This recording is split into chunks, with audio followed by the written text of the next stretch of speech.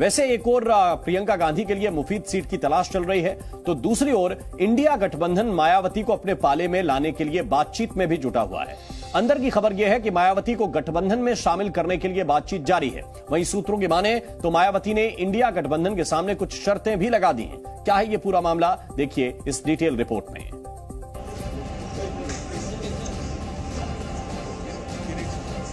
जैसे जैसे लोकसभा के चुनाव नजदीक आ रहे हैं, वैसे वैसे एनडीए और इंडिया गठबंधन बाकी दलों को साथ लाने में जुट गए हैं। लोकसभा चुनाव में अकेले चुनाव लड़ने की बात करने वाली बीएसपी प्रमुख मायावती का इंडिया गठबंधन के लिए दिल पिघलने लगा है। विपक्षी दल बीएसपी को अपने साथ लाने की कवायद में है। जानकारी के मुताबिक विपक्षी गठबंधन इंडिया में शामिल लोगों ने मायावती से संपर्क साधा है। ऐसे में मायावती ने विपक्षी गठबंधन इंडिया में शामिल होने के लिए एक बड़ी शर्त रख दी है, जिसे लेकर मुंबई में होने वाली बैठक में बातचीत की जाएगी। बैठक में यदि मायावती की शर्तों पर सहमति बनती है तो फिर मायावती विपक्षी गठबंधन का हिस्सा होंगी। सूत्रों की माने तो विपक्षी गठबंधन ने बीएसपी प्रमुख से इंडिया में शामिल होने के लिए संपर्क साधा है, लेकिन मायावती ने यूपी की कुल 80 लोकसभा सीटों में से 40 सीटों की डिमांड रखी है। सूबे की आधी सीटें बीएसपी मांग रही है, जिसे लेकर विचार विमर्श के बाद ही फैसला लिया जाएगा।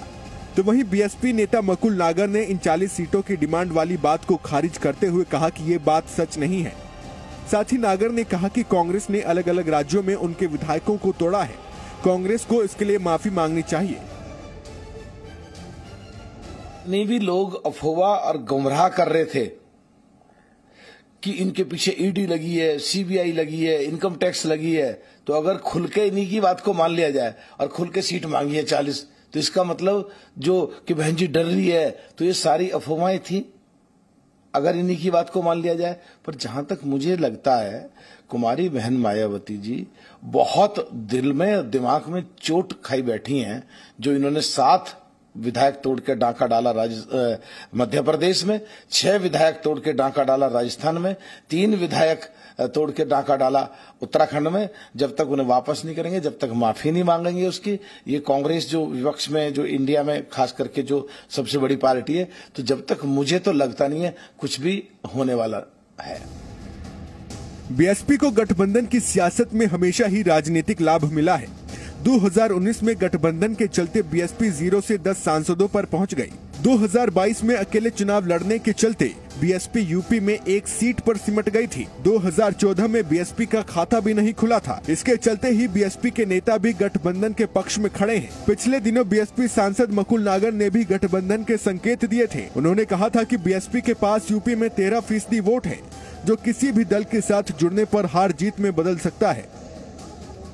दरअसल मायावती लगातार ये बात कह रही हैं कि 2024 के लोकसभा चुनाव में बीएसपी किसी के साथ गठबंधन नहीं करेगी। बीएसपी ना ही एनडीए का और ना ही इंडिया का हिस्सा होगी, बल्कि अकेले चुनावी मैदान में उतरेगी।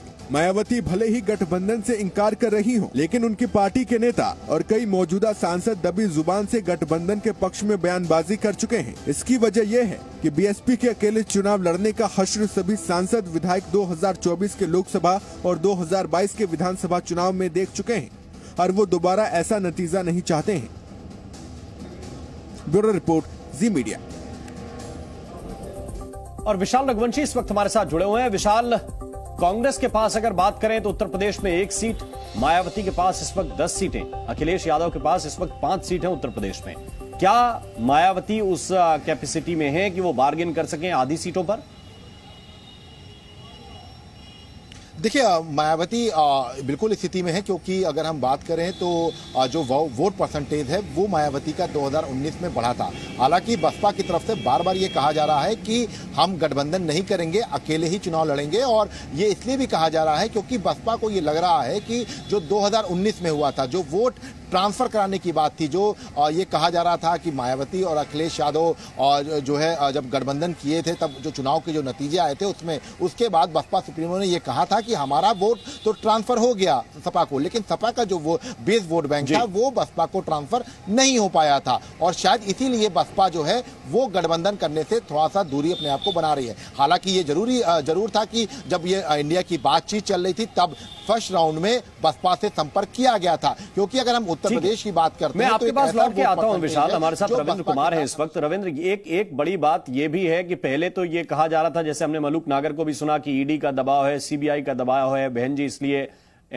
खुलकर अपनी बात नहीं रख रही, गठबंधन के साथ नहीं आ रही। अभी ऐसा अचानक क्या हुआ कि मायावती की जरूरत गठबंधन को महसूस होने लगी? बिल्कुल, आपने रिपोर्ट दिखाया, विशाल ने भी बताया कि 2014 में क्या तो हुआ था, 2022 में क्या हुआ, 2019 में क्या हुआ। जाहिर सी बात है, कहीं न कहीं दबाव है मायावती पर। हालांकि जो आरोप लगते हैं ईडी और सीबीआई के, वो अलग बात है, सियासी आरोप हो सकते हैं, लेकिन हकीकत जमीन पर यही है कि मायावती अकेले दम पर चुनाव जीतना काफी मुश्किल होगा। 2002 के बाद से आप या 2007 के बाद से हालात काफी चेंज हुए।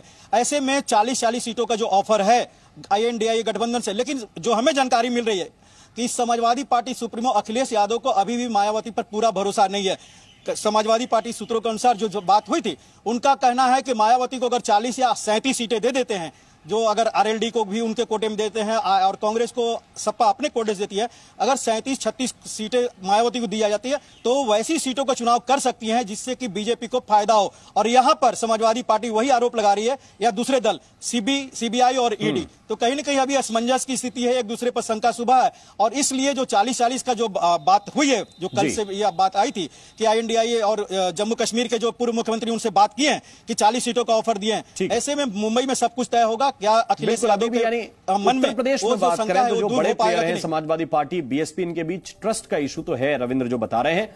बढ़ते आगे। विशाल, आपका बहुत बहुत शुक्रिया। रविंद्र, आप